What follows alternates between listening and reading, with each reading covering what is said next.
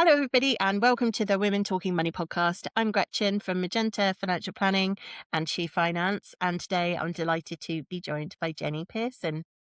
Jenny founded Halisphere in 2021, quite literally at her dining table, driven by a love of creativity and deep connection to nature. As a mum of two young boys, she found real joy in arranging flowers, but also frustration with traditional methods that felt limiting and inaccessible.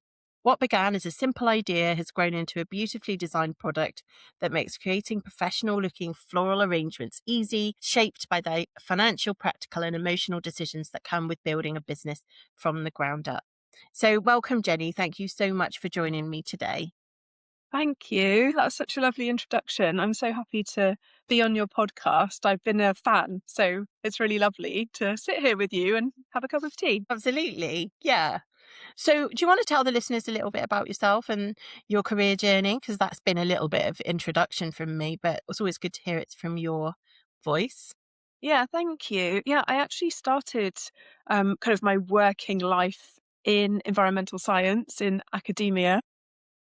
I had a master's in environmental land management and forestry from Bangor University. So I was very much in the kind of dissertation and all the lovely things that come with, yeah, working in science and soil science and ecology and things like that. And I was lucky enough to get a job at English Heritage in Swindon, at the main office there, and absolutely loved it and worked my way up and was there for 15 years, running a legal team for English Heritage and later Historic England. So I really did grow up there, from straight from uni into civil servant life.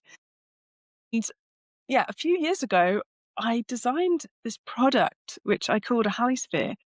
And it's based on a Victorian flower frog, but it's kind of reimagined for modern living. So, it's I don't think anything is brand new, but I do think things move in cycles. And this is certainly something that I saw that is actually originally Victorian and I've reimagined it.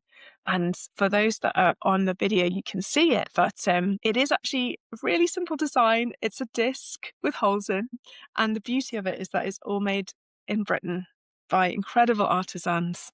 And you can put it on anything and fill those holes with flowers. So I like to put it on my favourite teapot and fill it up with flowers.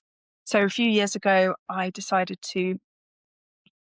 Last year, I left my job and went full time in Halisphere, and that's how I met you, Gretchen, at fantastic networking events, and reaching out and getting to know other people that have done the same thing that are a few steps ahead of me. Absolutely. And what a massive step to take, Jenny. I know we've Mm. spoken about it, when we've been together at networking events, but, that's quite a journey to go on, isn't it?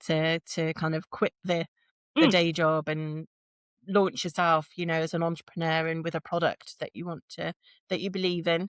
That's it. And I think it's, as you said, like two young boys. We just come out of paying for nursery fees and it's kind of your whole life. And I remember bringing up the pensions guy at Historic England and saying, like, I needed to sort my pension out, make sure obviously I take it all with me. Is there anything I need to do? And he's the shock on his face. He said, "You're leaving. Do you know how good the pension is?" And I was like, this is what, and fair enough. The pension's excellent. But this is the kind of mindset. And I was kind of stepping out of that and into the complete unknown with two small children as well. So really already working around school hours and everything. So yeah. Yeah. It's a lot. And I actually, I tell this story in certain rooms, and I think this is the room to tell it, is that when I left my job, I had 6 weeks in business. And to some people, depending on all of our social cues, is absolutely ridiculous. And you should have 3 years in business before, in the bank before you leave your day job. But I really felt it was like when if people have a baby and then they say you can never actually afford to do that. So you do it anyway. And it was a bit like that with Halisphere. I knew that if I didn't go then, when I had 6 weeks in business, and I knew if I can do 6 weeks, I can do another 6 and another 6. And that's how I've approached it, with big long-term goals. And that's really interesting. So do you think that now you've done that, you're getting to a better place where you can have Like, are you still working 6 weeks to 6 weeks? Not just financially, but just kind of like mapping things out, or if you got a lot kind of bigger business plan? Yeah, so it's really interesting because financially, I'm definitely working 6 weeks to 6 weeks, but I have the most huge dreams and huge strategy plan for this year. And it's really lovely to have this conversation with you in January because my work is very seasonal. I'm guided by what the florists are doing and what people are buying from the florist because essentially my product is for people who love flowers. I think I'm always going to work 6 weeks to 6 weeks in a way because those are like our floral seasons and that's when different British flowers are in the shops and you can get hold of them. But also, yeah, it's very much 6 weeks to 6 weeks. I mean, full disclosure, I was thinking, oh my goodness, I'm coming on a Women Talking Money podcast and my bank account right now is yeah, I mean, it's a journey emotionally and physically. But I think what I've learned through, preparing myself a little bit for this chat is I'm so invested right now. All my capital, everything I earn is going into growing this business and kind of launching this ship. So of course, cash light is going to be part of that journey at points. But I have some really, really big plans for this year. So it's exciting. Oh, I've got lots of other questions, but I'm going to try and stick to my plan, and then maybe I'll Yeah. come back to a couple of other questions around that. But so usually we start off the podcast, if you've listened to a couple, we know we always want to talk about like earliest money memories. So really keen to understand, Mm. kind of anything you can remember, how you were kind of introduced to money or memories that you have, and how maybe you're able to reflect on that and think, has it shaped my views about, financial decisions I make or things that have happened? Yeah, I love that question because I think it's so key, isn't it? It's really the root of our money story. And whether or not we choose to change it or do that inner work, that is where we're relating from 99% of the time, especially when we're under stress. We revert back to pathways that like neural pathways that we've always trodden. So it's funny because in my mind, and my parents may disagree. So obviously as a child, you are picking up different things. So apologies to my parents if you're listening to this and think that is absolutely not what we taught you.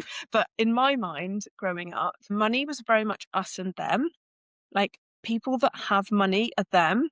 We're us. We've got enough to get by, but we don't have a lot. We never buy full price clothes. We only buy sale items. We would never treat ourselves to like a full priced item that we really wanted. And I think from what I remember as a child, my mum's uncles had a lot of businesses. They were entrepreneurs.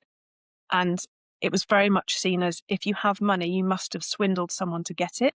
People with money are not to be trusted. Money is evil, all of those messages. And again, apologies if you're listening to this, parents, but that's kind of what I picked up was that how is somebody, if they've got money and they're doing very well, they must have done something wrong to get it, is kind of the essential, which is a really tough way to relate to money. My goodness me. Like just saying it out loud feels like, wow. Yeah. And it's not something that I've not heard before. It's quite common that, like, and all, yeah, as you say, that money's the root of all evil, Yeah. things like that, and that, yeah, people who are rich, must have, as you say, it doesn't mean that they've just worked hard to get there. There must be No, something else because we're all working hard. And I kind of get the vibe, that everyone who's working feels they're working hard. But yeah, of it's course. really interesting messaging. And how do you think that now, given that, you obviously you do a lot of networking, you mix with a lot of different people, successful people running businesses, making money, hopefully not doing anything illegal.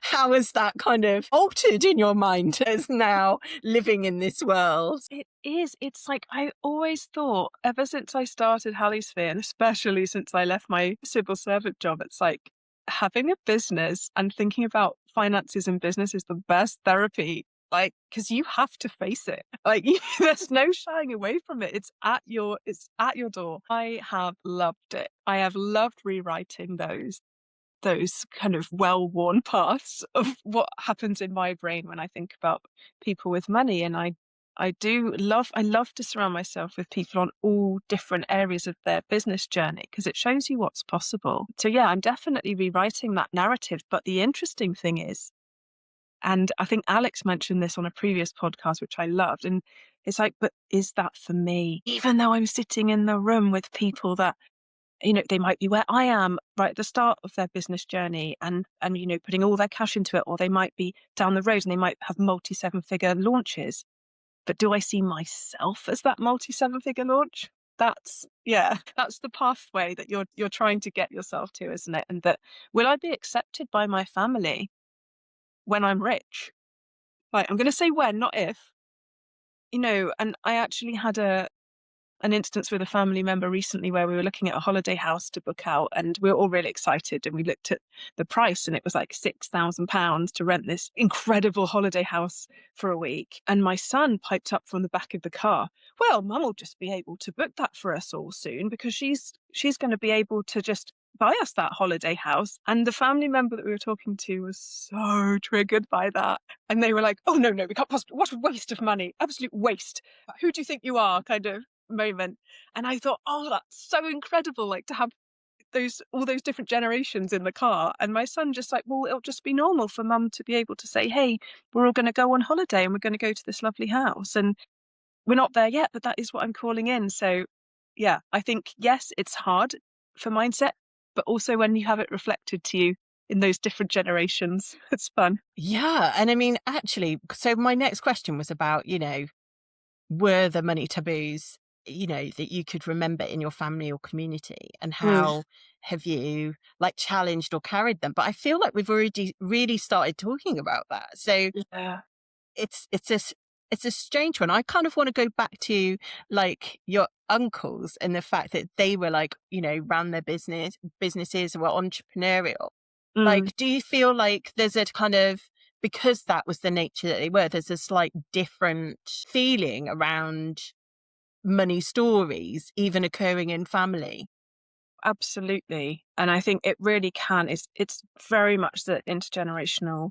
You pick a lane because, yeah, my mum's uncles, and she, I think, saw them as kind of businessmen swindlers. Like, they had lots of businesses.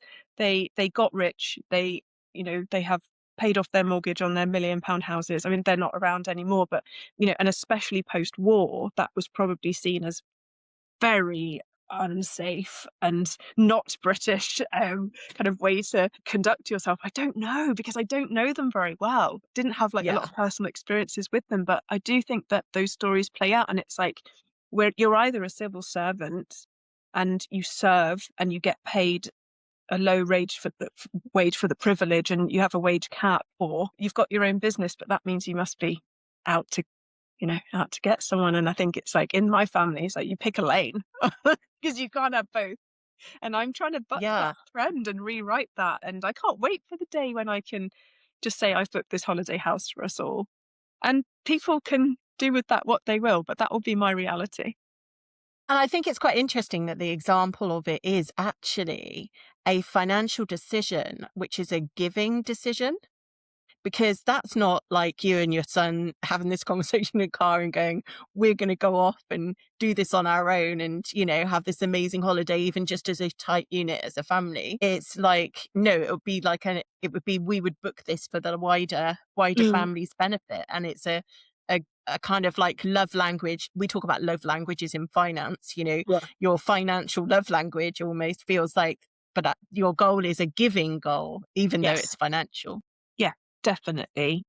Definitely. My first thought is, I really want this business to be successful so I can help my sisters. My sisters are incredible. And one of my sisters is a nurse, and she's got two jobs to make ends meet, and she works 7 days a week. And oh my gosh, like, it just lights me up to think, you know what? I'm just going to be able to ring her and say, I'm going to put this amount, this four-figure amount in your bank every month because I want to. And you can quit that second job because you're a nurse. You shouldn't have to work 7 days a week just to function. And I think Yeah. that was one of my first thoughts when I thought, I've got a really exciting product that really works. How could I make my family's lives easier? And then it expands from that. Like, I'm already thinking about this year. I'm doing philanthropy work already. So I don't have a lot of cash in the business, but I do have some stock.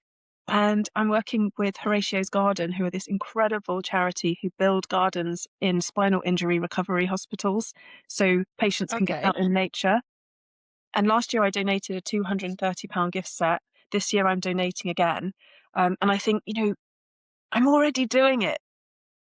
It's just, you can tell yourself stories about, oh, you're not doing enough, you're not giving this. It's like, no. It's really interesting because one of the things I wanted to talk about was around values and financial decisions. And it feels like, that's where this comes in, isn't it? What's really interesting for me is that many business people or owners, and I am generalizing Mm, greatly, yeah, I would say that probably you wait until you're a little bit more financially secure before they feel like they can be in that position to yeah. give. And I think it's really interesting because everything you've said in the 17 minutes that we've just been talking is all about um how you can deliver your business but also keep key values in all of the decisions that you're making. Like your personal values obviously really drive you. Yeah, definitely. And I think it's inherent, but I think maybe we don't take enough time to celebrate it and say, actually, I met this incredible charity at Chelsea Flower Show when I managed to go with another florist who gifted me a ticket. I mean, how incredible was that? So it's probably already in like this reciprocal, I want to give back because I've been gifted a ticket and there's no way I could have afforded to go to the show, and then met this wonderful charity. And I said to them, do you have giveaways? Do you have auctions? Can I donate? And they said, yes, please. So it's really about reaching out and saying, what can I do to help? And I'd love, down the line, I'd love to do like a bespoke Halisphere with the profits going to charity and do mental health. Oh, it's just, there's so many possibilities for it. But I think, like you say, you can start now and you do have value, and you don't need to tie like your work ethic and your output to what cash you've got in the bank. Yeah, absolutely. And I think it's a great message. It's like, can I do this thing that I'm really passionate about, but at all times stick true to like the values that I brought into this and and be successful. And I think that, and it's a very difficult journey to change that, reshape those money Mm. pathways, those money stories. It's absolutely very, very very difficult. And I can absolutely reassure you, because it happens to me, that there will still be that one person who says something that triggers you and goes like, oh, or you say something to them and then that triggers them. It's always going to happen because we're Okay, so good to know. ingrained. Good to know. And I think it's like almost like my family walking with me, right? So they're being exposed to things that they're not used to because they're seeing my journey and the brands that I'm working with. Mm. I remember, again, I was in the car. I was in the car with my mum. Why do these calls always happen in the car? It's because you're in an enclosed space. Nobody can get away. You have to deal with it head Yeah, on. everyone's got to You can't just address leave what's the going room, on. right? Yeah, so in the car over Christmas, and my phone rang, and I was a passenger, and it was Country Living magazine asking me if I wanted to. They wanted me to do a trade stand at one of the RHS shows this year, and they reached out to me and were trying to pitch to me to work with them and have a stand. And I put the phone down. My mum was like, "Oh, who is that?" I was like, it was Country Living, and she was like, what? So it's like you always feel like, how do I walk you through the fact that I'm no longer behind a desk doing a very wonderful job, which I loved, saving the nation's heritage. But now those people that I was working with at Historic England are phoning me as a brand. You got to laugh, really, Yeah. Gretchen. You have to laugh. Like, you're walking. You're not just walking yourself through it. You are walking your family through it too. Yeah, and of course. And I think especially if you are open and talk about these things with a wider group of people, your family and friends, then yeah, they're learning as they go and it's new for them. And I think I might have said this before, but on a different podcast, but I was brought up in a family where my dad was employed in a stable job, and that's what you did. And so Mm, then when I started Magenta, my sister's self-employed and my brother works for like a startup, and all of that, is like really alien to, let's face it, the post-war boomer generation. true. um and they're dealing with an awful lot of money stories that came through their parents to them, and we're now living in a completely different world. So Yes. more female entrepreneurs last year than ever before starting their own businesses, and so to be in that environment is just so different. So it's really hard for them to get that.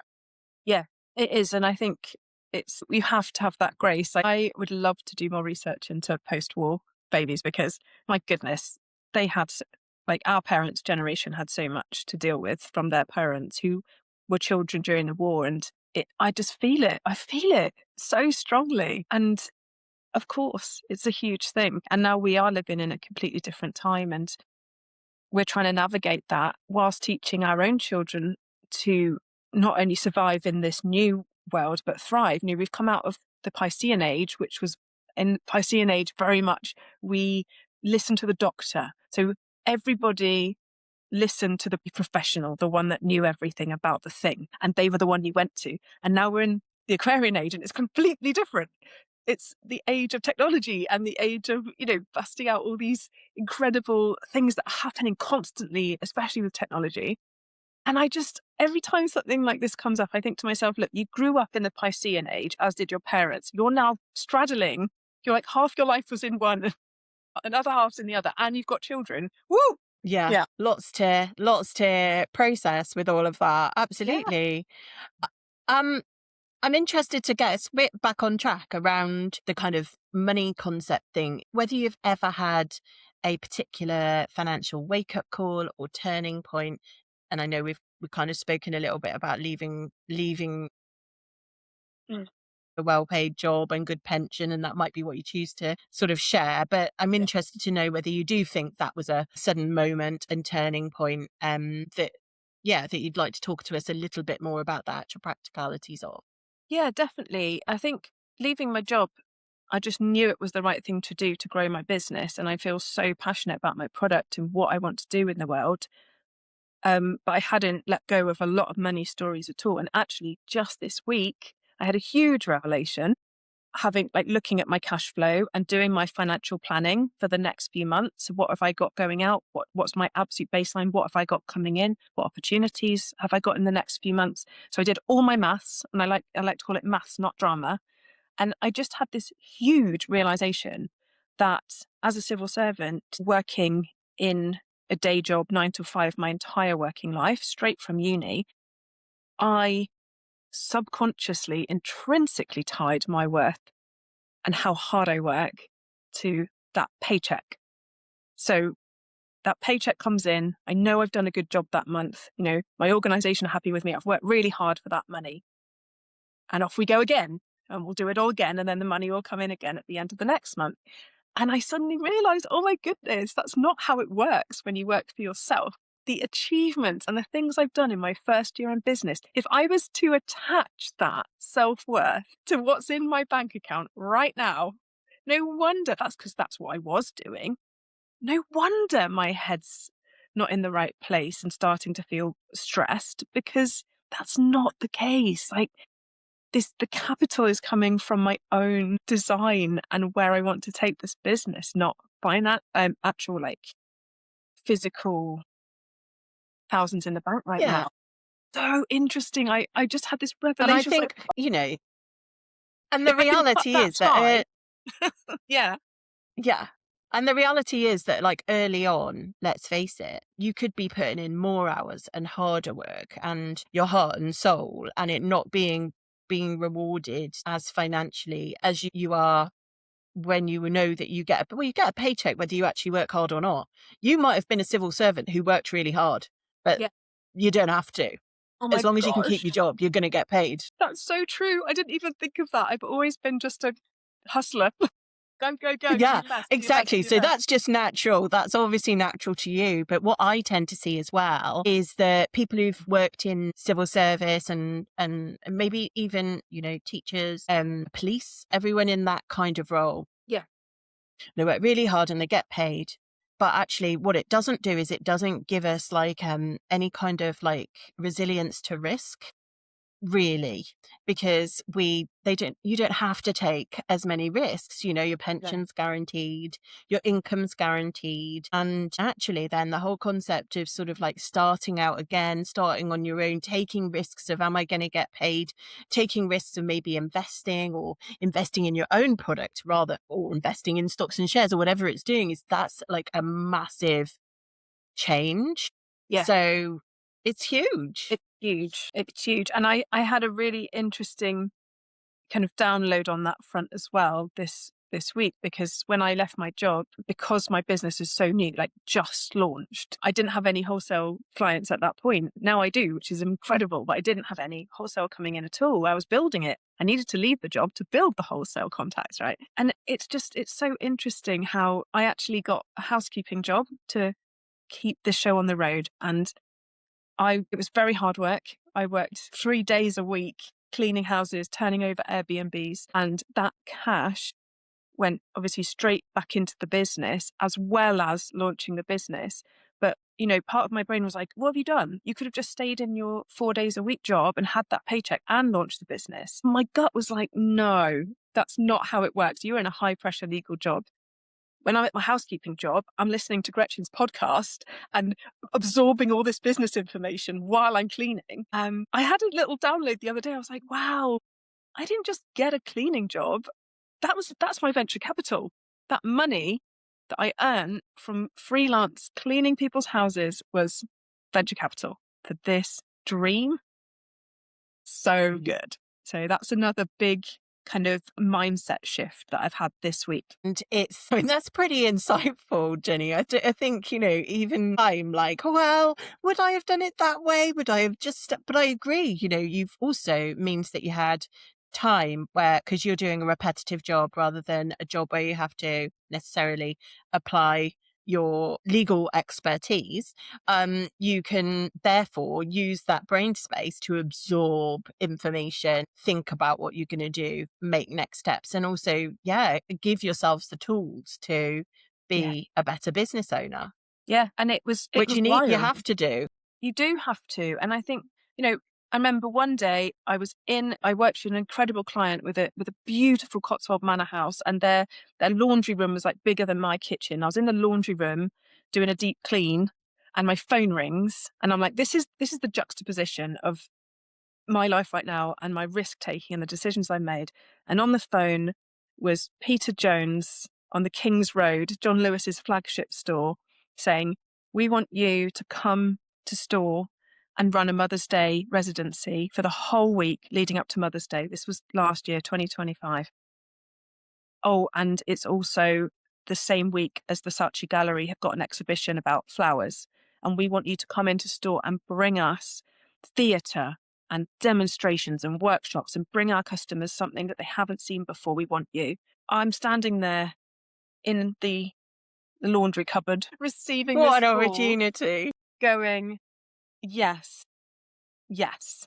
And if I didn't attach the fact that I was a cleaner to my potential in business, then I can definitely disassociate, the capital and where everything is financially with what my bigger dreams are and how hard I've been working, because I did. And I said, I'm standing in a cleaning cupboard and I will be there. And I did it. And I grossed almost £4,000 that week. I was one of the top performing artists in residence for the whole year that went to Peter Jones. And I was on my own, 10 hours a day on the shop floor. My lovely parents came to support me and were there to make sure that I could have breaks and make it work. But I did it. And that's just a story of juxtaposition. So I think when you're a child, and that's where I want to say apologies to my parents if you're listening, everything is very black and white when you're a child. You don't have the brain development to sort things out into, well, actually, you're not either good because you're struggling slightly and just have enough, and bad because you have lots of money and a big house. And I think that's when you're a child, everything has to be put into boxes or you can't function. And that moment in the cleaning cupboard was definitely yeah. Fantastic. Well, Jenny, I've got one more question. Well, I've got a couple more questions, and then we'll sort of round up. So I want to talk a little bit, bearing in mind where you are on your journey. You've got big plans, big exciting plans, and I want to ask what financial freedom means Mm, and how in this plan, you know, you're working towards that. I love that because it means something different for everyone, doesn't it? It really does. Financial freedom for me, if I could wave a magic wand right now, which I hope I have, but these things aren't instant, Yeah. is Yeah.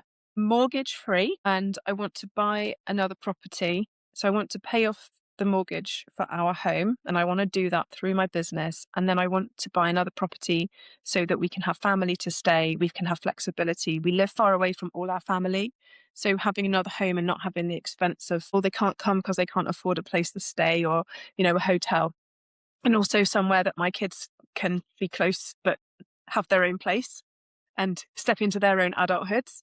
That would be hugely financially freeing. Financial freedom for me means being able to retire my husband in like 10 years. He's not done yet. He's like top of his game. He's totally in the zone with his career. But when he's like 50, 55, it'd be so cool to say, well, you can work 2 days a week if you want. And the other thing that's on my strategic plan is travel. I want to have 3 massive travel holidays a year. I want to take the kids all around the world. My husband's a teacher, so even if he's still in that role, he gets 13 weeks a year. I want to take my kids to Sri Lanka. I want to go to Australia. I want to just hop on a plane to Greece and see my friend who lives in Athens because I want to see her and give her a hug, That is financial Yeah. freedom to me. And yeah, being able to help my family and like my mum, her tumble dryer broke. And honestly, there's nothing I'd love more than right now today to just order her a new tumble dryer and get it delivered. Like I'm getting emotional. It makes me so sad that I can't do that, Like it's such a simple, basic household appliance. It's been broken for over a year. I want the freedom to just say, you need that. Well, it's going to turn up on a lorry because you need it. So from Yeah. paying off mortgages to buying my mum a new tumble dryer and everything in between. And I think this might need another podcast for this, Jen, but we might also need to discuss the fact that it's not always our responsibility to look after everybody else. What? What are you saying?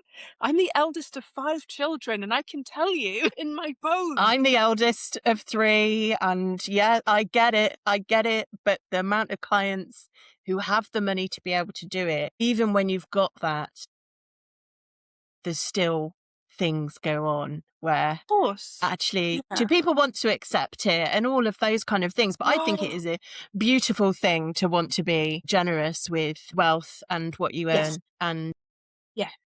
but That's a it's whole other definitely podcast, isn't it?